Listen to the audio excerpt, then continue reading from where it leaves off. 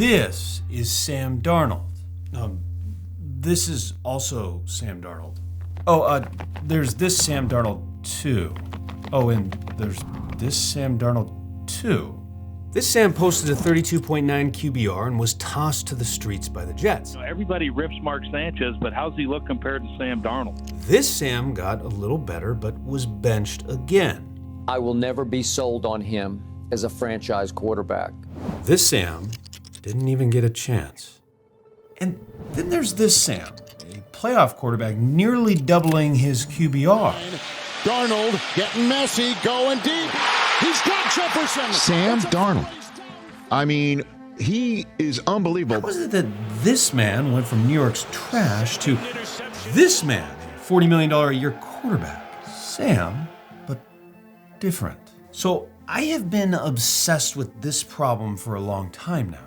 We know a player's performance in football is never just his performance. Visible strands connecting him to them. But in 2016, something changed in the NFL. And recently, teams and front offices are beginning to see the game in a completely new way. The division of credit, arguably the biggest challenge that NFL teams face today. Let's explore. Let's start with our elements.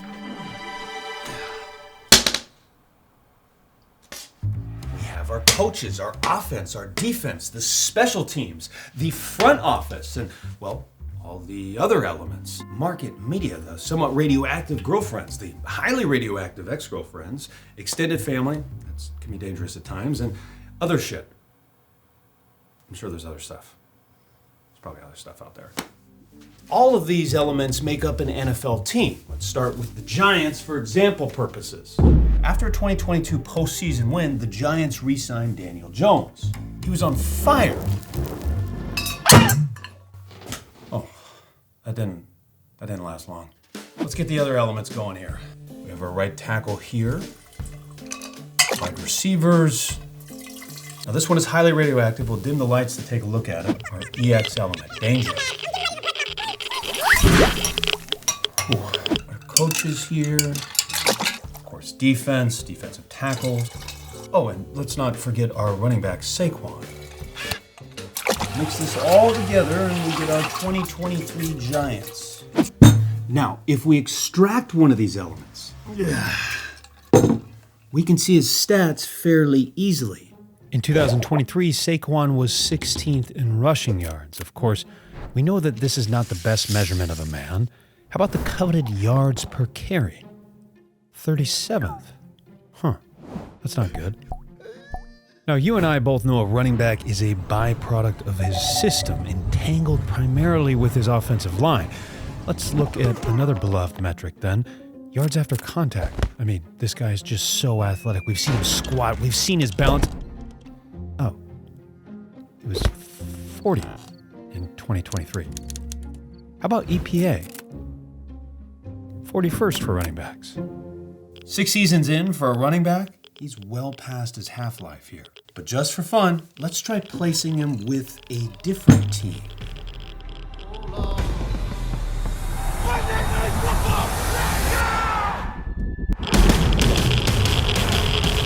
Saquon in the Eagles erupted, breaking the 2,000-yard rushing barrier, beating the unbeatable Chiefs en route to a Super Bowl. One of the greatest seasons for a running back ever. Saquon! Now, in hindsight, maybe you feel as though this was predictable. Saquon's rise. He just needed a good offensive line. Well, a large part of the media believed that New York was doing the right thing by letting Saquon walk, and the NFL seems to be telling us that running backs aren't that valuable via the contracts they get. He was drafted outside of most first rounds, including my fantasy league. So clearly, the public, the media, and myself, damn it, I should have drafted him, did not predict this. What are we supposed to expect? How about an untangled web browser? And that is Opera. This video is sponsored by Opera. Inspired by minimalist Nordic design, it just gives you the feel of a nice, clean browser. You can control the music without interrupting your browsing. Again, this just makes everything far more simplistic and clean. Spotify, Apple Music, Amazon Music, YouTube Music, SoundCloud, and more. The music automatically stops if you play a video too. The music player can be detached and moved around anywhere you want it, even outside the browser. Split screen. You can use 2 tabs in the same browser at the same time. This seems so simple, but I don't know why anyone hasn't done this. They also have tab traces, which underline your most recent tabs so you don't endlessly search through your tabs trying to find the correct tab. I'm saying tabs a lot because I end up with a lot of tabs and it is the freaking worst. That nice little underline makes it a lot easier to find what you're working on. The video pop-out is probably the feature I use the most. You can detach the video. A lot of times I just throw on a baseball game. I'll put it in the corner here. You can pull it to another tab. Again, I don't know why anybody hasn't done this, but I'll throw on a game. Just kind of sits there, white noise as I'm working on something else. It's great. But check it out for yourself. Click the link in the description to download Opera today. All sports are entangled in some way. How will LeBron and Luka gel? How will Messi and Neymar work together? Even in baseball, a game fought in isolation, it is still a labyrinth. But football is the most unusual. We all stare at our fantasy board in August, neatly ranked, and draft a team that we feel pretty good about. Then by the end of the season, it's often a completely different team and different sentiment. Front offices clearly struggle too, and that's because there is a uniqueness to football. We Americans take this for granted. Unlike any other major sport, every play is carefully scripted and countlessly rehearsed in concert. Then, H2 chip. Chaos. Back to the script, a new dance is called. Nice right, ice cream. Then, lots of players interacting in a very short period of time. It can be difficult to discern who should be doing what, and importantly, who is good. One key change is helping untangle this mystery. All NFL teams and fans will now have the chance to track players' action in real time. Introduced in 2016 to NFL teams, player tracking allows an organization to do something any business seeks: measure performance. Speed, movement, acceleration. Player tracking is a window into the game that we never had. All 22 dudes running around with little chips. It's the foundation of many advanced stats. With enough data and massaging, ideally a model can be built to determine something crucial in player evaluation: expectations. So tracking data when it first came out, I think no one really knew what to do with it. That's Adam Vonderhaar, a former research analyst with the Cowboys who is now with Sumer Sports, an analytics consulting firm hired by many NFL teams. And it seemed really cool. It was basically the location of all the players on the field every 10th of a second. And that's very valuable because that's a level of granularity that we had never had before that. But in 2020, I believe, the challenge put out there by the Big Data Bowl was to create a rushing yards over expected model. This is really extending the philosophy of EPA, which is given a particular context, establish an expectation, and then see how much people perform above and beyond that. How does one evaluate rushing expectation? Well, one way might be pausing the play at the moment of the handoff, looking at the XY coordinates of all the players, and assessing how many yards that ball carrier gains based on where everybody's at.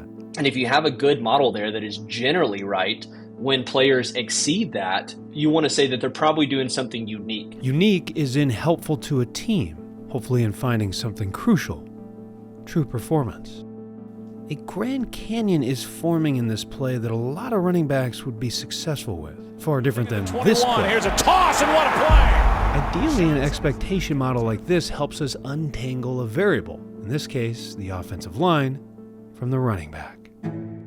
This is exactly why you knew he was great. You and I both know he's got that dog in him. All he needed was an offensive line, which is why his rushing over expected with the Eagles, it was second overall. Removing him from that offensive line, he was second overall, which is why when we look at his rushing over expected with the Giants, he was 22nd overall. Wait, that's not that good. Why was his rushing yards over expected drastically different with the Eagles than the Giants? I thought this was supposed to account for these differences, and we'd see Saquoning. He's always been his 2024 self. He just had a bad offensive line. Why are these expected numbers so different? Undoubtedly, Saquon has always been an elite athlete. We all know that, but There wasn't a single signal to suggest that he would be this much better. And that's because Saquon is a different Saquon with the Eagles. Imagine for a moment the Giants did offer him $1.5 million more, allegedly the number that was needed to bring him back to the Big Apple. What Saquon would we have seen over that same 6-month period? I'm not suggesting a full-blown multiverse here, but besides just saying his offensive line was better in Philly, which is obvious, we don't really know what makes him that much better in Philly than in New York. He was exploding more. He was dodging more tackles. He was a different person. Now, this is just one element. Let's see if we can find more understanding elsewhere. What if we look at other positions? Let's move away from the line of scrimmage to our diva, our wide receivers. A notable bond exists between a quarterback and his wide receiver. Let's see if we can distill this. For example purposes, let's try and isolate a receiver further. And to do that, we need receivers that have changed teams, that have had different quarterbacks in their prime. And that's somewhat difficult because of the aging curve, but we still have plenty to choose from. Here's the last 4 All-Pros that I found. Tyreek Hill, elite in KC, elite in Miami. Devontae Adams, elite in Green Bay, elite the following year in Las Vegas. Stephon Diggs, elite in Minnesota, elite in Buffalo. DeAndre Hopkins, elite in Houston, and elite in Phoenix. Why is the wide receiver a more stable element? Why does this position have something corporate America would covet? Transferable skills. Focus in on where the receiver is positioned. If this is the epicenter of our chaos, receivers are in the fallout zone. Every time a wide receiver goes one-on-one with a cornerback, it's perhaps the closest thing we have to a controlled experiment in football. We see this in the advanced metrics. For example, average depth of target, ADOT. This is significantly correlated year to year, above 0.7, measuring where a receiver is typically being targeted downfield. Yards per route run, which is correlated and strongly predictive, mainly because it draws from the largest sample size. All routes that a player has run, even plays where they are not targeted. This is above 0.7 each year. And lastly, something surprising, target share. So I've been guilty of this, but I think we're quick to discount a receiver that gets a bunch of targets and maybe inflate a receiver that's getting open but not getting that many targets. Likely, there's a reason why a guy is getting a lot of targets and why maybe someone else isn't getting as many. If it's Rodgers and Adams or Kupp and Stafford, the favoritism we might think of, well, maybe the quarterback favors him because he's really good. What's maybe the best case study to show that wide receivers are fairly predictive? By Randy Moss. The guy played for 6 different quarterbacks, and look at these graphs and numbers. Truly remarkable. Every single quarterback saw a significantly higher rating with Moss. Moss was highly entangled in the success of the quarterback, but untangled in the sense that we knew he was elite. There are the special instances like the A.J. Browns, but typically we don't see that much fluctuation in the expectations when a guy moves from one team to another team, unless he's maybe coming off of an injury. But then again, untangling a quarterback from his receiver or a receiver from his quarterback, that is still very difficult. And I think all of us would agree that there is probably some immaterial chemistry there. Shut your sorry ass up! All right, flipping to the other side of the ball. Matching up with our wide receivers, we have a celebratory element. Don't you ever talk about me! The cornerback. Also isolated in the fallout zone, corners are often on an island. Surprisingly, though, cornerbacks are quite opaque. This seems odd, but think of it this way. How many chances in a game do you have to truly grade a corner? Man-to-man coverage. This maybe happens a handful of times in a game, and even then, we don't know what that corner was supposed to do on that play because we don't know the play call. A far cry from, well, an edge rusher. Understandably, we see more predictability, more reliability with our edge rushers. Relatively speaking, they are the most untangled defensive position because there is somewhat of a binary outcome on a key action, pass rushing. Did you beat your man trying to block me? Or not? As far as stats go, sacks can be volatile. Pressures, time to pressure in wins are fairly stable, as we see here. Let's pause here for a moment. See if you notice a trend. Wide receivers and edge rushers, fairly predictable, fairly untangled. Cornerbacks and running backs, not very predictable, very entangled. How are these four positions paid? In almost any market, there is a premium to predictability. That's part of why wide receivers and edge rushers have become so costly. Now, tackles are still highly valuable and have many plays isolated from the rest of the offensive line, one-on-one, where we can tell, okay, how good are they at pass protection? But the offensive line is a weak link system, so it is highly entangled. For example, a left tackle might have a lower pressure rate if the weak link was on the other side of the offensive line and the defense schemed to attack that more frequently.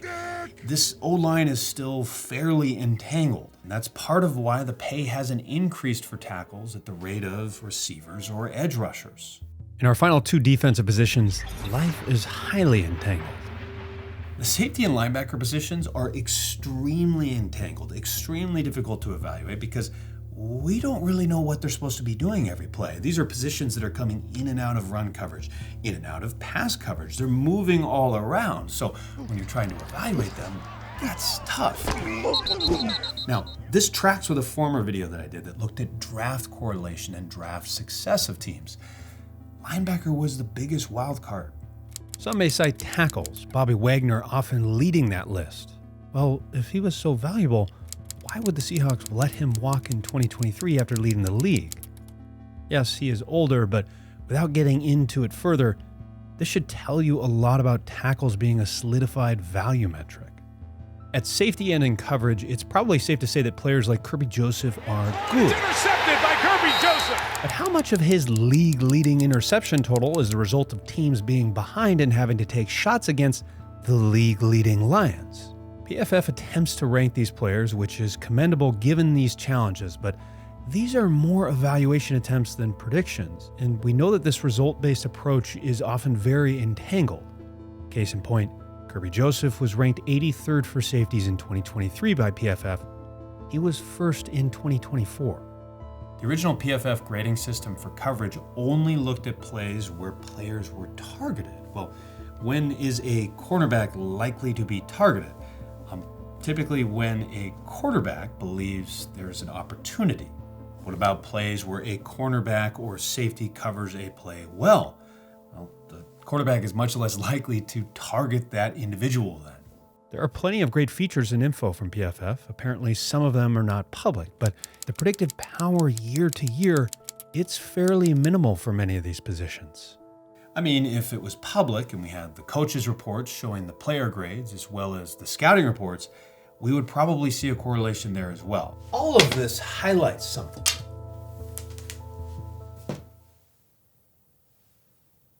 It also highlights that we often need to judge these elements by their groups, but even then, there are elements outside of the group that impact things. Most notably, coaches, of course, the quarterback. There's a bit of a paradox to the quarterback position. He is the most important and simultaneously the most dependent. Pressure is the enemy of his performance, and quarterbacks face more of that than any other position in sports. For example, to this day, people will blame the offensive line when a quarterback gets sacked. However, there is reason to believe that that sack rate is more personal to the quarterback than circumstantial. That same elite offensive line in Philly, they had the second highest sack rate in the league. Clearly the offensive line and scheme plays a role, but this is often more correlated to the QB than his team. Nonetheless, quarterbacks are still clearly influenced by their environments.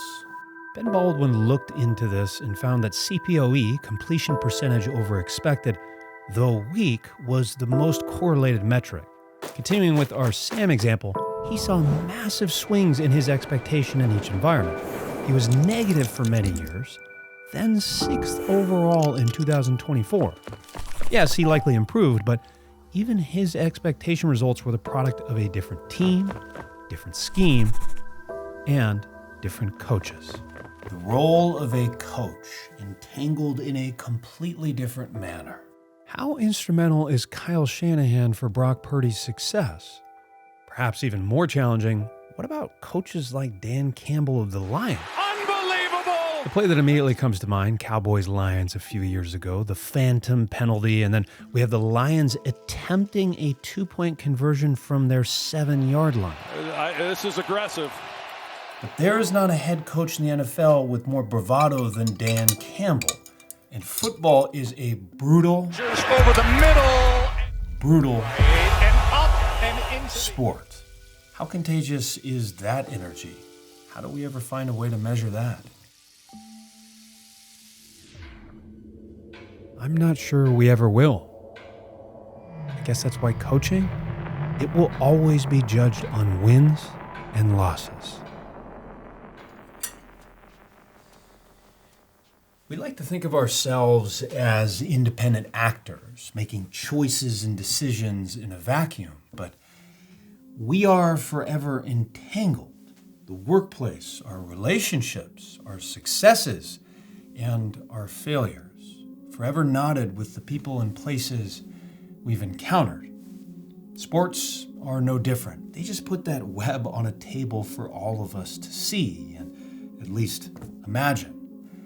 I don't think we'll ever fully appreciate that web, nor do I think we'll understand it. Like Edward Lorenz a few decades ago when looking at weather patterns, having 10x the data, that does not get you 10x closer.